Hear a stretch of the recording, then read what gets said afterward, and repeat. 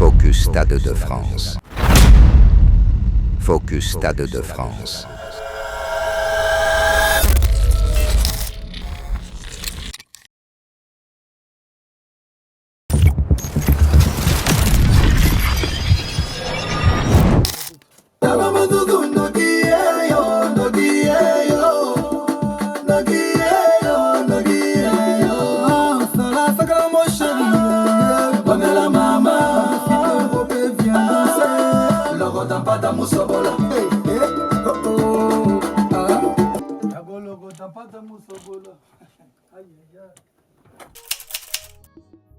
Hello, c'est Merco, DJ, beatmaker, arrangeur, compositeur du label Banger Studio. Dicap la merveille, King Aigle, pour officiel DJ Merco, Banger.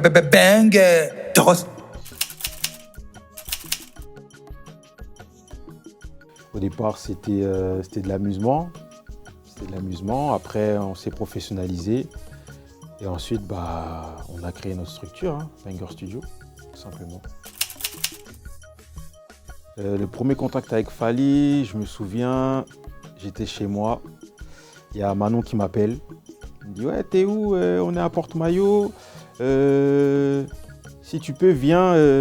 Fally charge des beatmakers. Viens à Porte-Maillot. » Direct, tour danse à 1 heure de Paris. Bam, j'ai pris le train, je suis arrivé. Bon contact. Je lui ai fait écouter, il a aimé. Il m'a dit « Ok, demain, séance. » Ok. Et le lendemain, on a fait séance et voilà, tout s'est bien passé.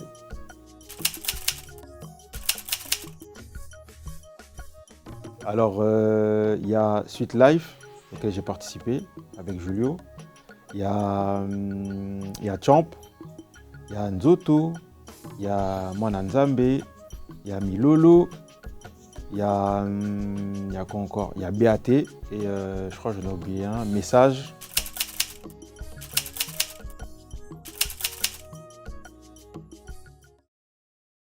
On est tous des musiciens, je suis un batteur, Fally c'est un grand guitariste.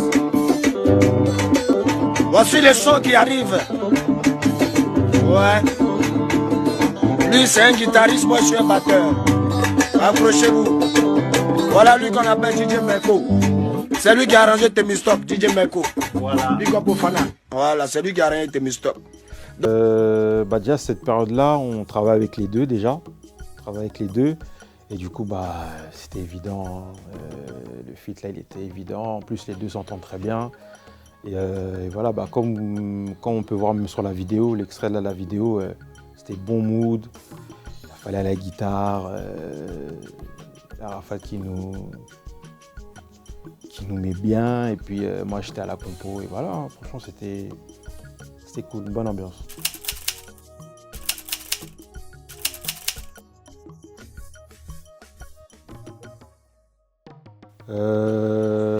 Je parlais de Non, parce que Non, en fait, c'est un son qui traînait qui prenait la poussière dans mon ordinateur. Il faut savoir aussi que c'est un son qui est sorti 8 ans après. C'est-à-dire quand je l'ai envoyé, la première fois, c'était à l'époque de Suite Life. Je lui ai fait écouter.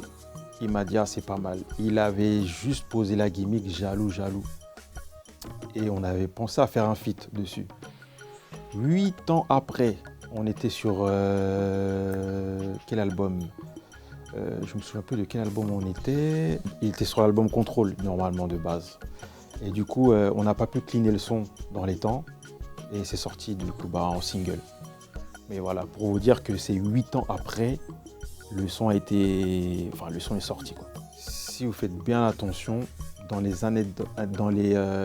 anciennes interviews de Fally, il disait déjà que voilà, il avait fait un feat avec Franco et Madilou.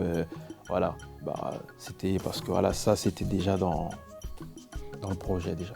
Moi, en fait, vieux Madilou, en tant que chanteur, à Markanga vraiment ming, à Markanga trop. Et puis, vieux Nino Bakeno, Marambo tout ça là. Il faut que tu aies la blouse parce qu'on a tout donc et là on a ça clin d'œil parce que l'album normalement on a un featuring Ngai Papa Franco na vient abisso Madilou. Roi Manitou, c'était mon idée aussi. En fait, j'ai tellement aimé la guitare, la mélodie là. Je me suis dit, ouais, pourquoi pas faire... de base, je voulais faire juste un remix. C'était juste un remix pour moi. Et en lui faisant écouter juste l'instru, il a aimé, il a dit non, ça rentre dans l'album. On a pensé à un feat, Youssoupha. Et voilà ce que ça a fait.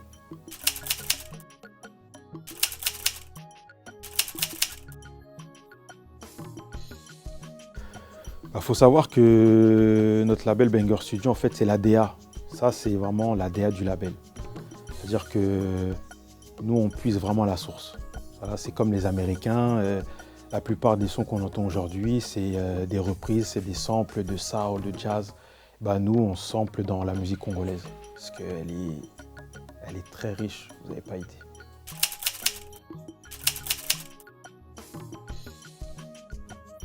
Je me souviens du voyage en Australie. Parce qu'il faut savoir que l'Australie, c'est loin. C'est grave loin. On a fait, je crois, à peu près 24 heures en haut, là. 24 heures de vol. Et on était fatigués. Une fois arrivés, on était trop pile poil. On ne pouvait pas aller à l'hôtel. On a enchaîné direct de l'aéroport jusqu'au showcase. On a bombardé. J'ai juste eu le temps de brancher mon ordi. Dès qu'on est arrivé, j'ai branché mon ordi, le MC l'a annoncé l'artiste et direct on a démarré. C'était très cardio.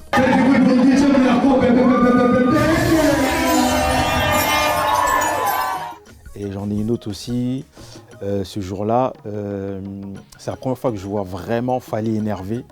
C'était à Dubaï, au festival du Congo. Et au moment des balances, on attendait notre tour. Fally était assis, il regardait en fait la balance des autres artistes et il y a un monsieur de l'équipe qui ne connaissait pas Fally. Il lui a dit, monsieur, levez-vous s'il vous plaît, faites la place. Et la manière dont il l'a dit, Fally s'est énervé, il s'est levé. En fait là, ce que vous ne savez pas, c'est qu'il a failli ne pas jouer. C'est ça qu'il faut retenir, il a failli ne pas jouer. Il s'est levé. Il a dit, c'est quoi cette équipe, ces gens qui me parlent bizarrement? Il est parti et tout le monde a couru derrière. Tout le monde a couru derrière, on l'a suivi. Non, le manager, l'organisateur du festival. Ils sont éloignés, c'était un peu plus loin, ils ont parlé, ça l'a dosé, il s'est calmé. Et ensuite, on a pu reprendre les balances tranquilles. Mais il faut savoir que ça a failli ne pas se faire. Et ouais.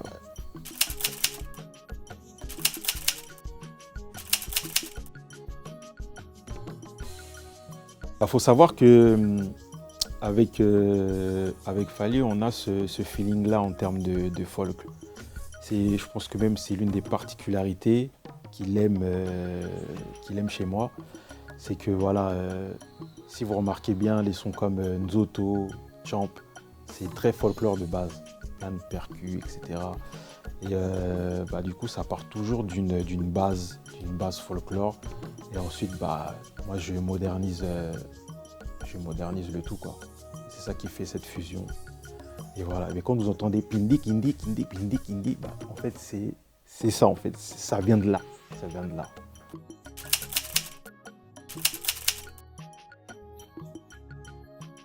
Il est très à l'écoute et je trouve que son côté, on va dire urbain, il a pris une autre ampleur en fait.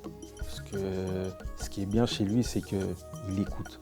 Il écoute et il prend toujours note. C'est-à-dire qu'on ne parle pas pour rien avec lui. Tout ce qu'on lui dit, il prend toujours note et il adapte à sa manière. Donc que ça soit du hip-hop, il est toujours intéressé dans tout ce qu'il y a, hip-hop, tout style, hip-hop, R&B, tout ce que tu veux, il écoute. Et c'est ça qui fait qu'aujourd'hui, sa rumba, il y a tout ce mélange-là de tous ces styles. Franchement, je me dis c'est la bonne personne. Parce que depuis le quartier latin, il avait cette touche-là, ce côté un peu à part, un peu plus ouvert, on va dire.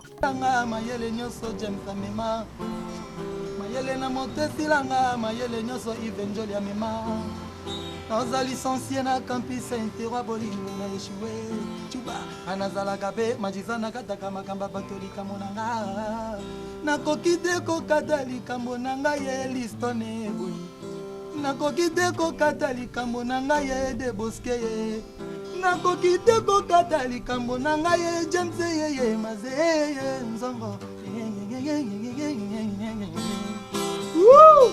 Et la relation déjà qu'il avait avec certains artistes urbains déjà ici, bah franchement c'était, j'ai envie de dire, c'était logique en fait.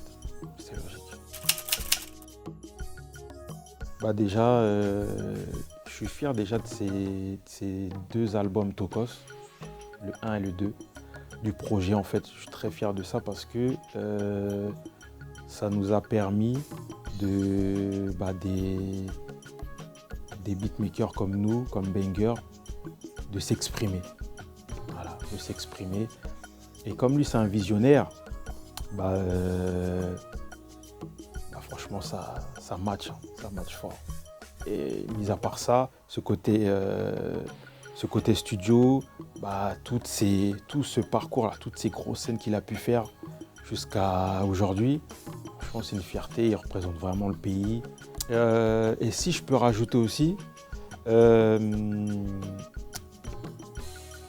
qui fait aussi la fierté, c'est que maintenant, là, à l'heure d'aujourd'hui, parce que moi en tant que DJ, voilà, quand on fait des sessions, que ce soit afro, Fally, il est dans tous les, il est partout en fait, on peut le placer partout du coup. Avant c'était un peu difficile, mais maintenant avec des artistes comme lui, je dirais son influence dans la musique africaine.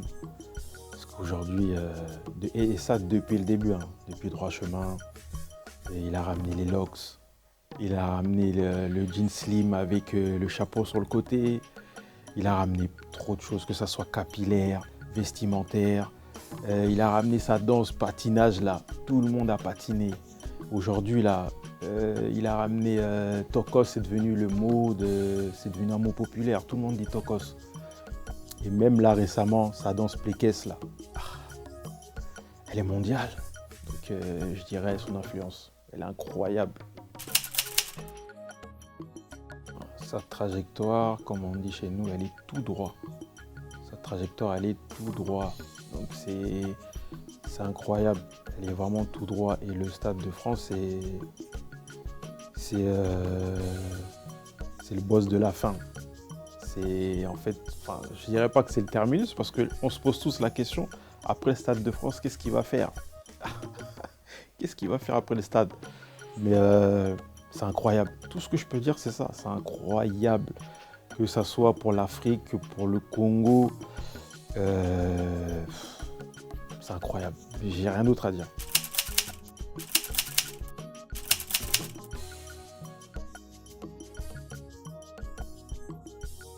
Ouais, El Rey. Bon, j'ai pas beaucoup de choses à te dire.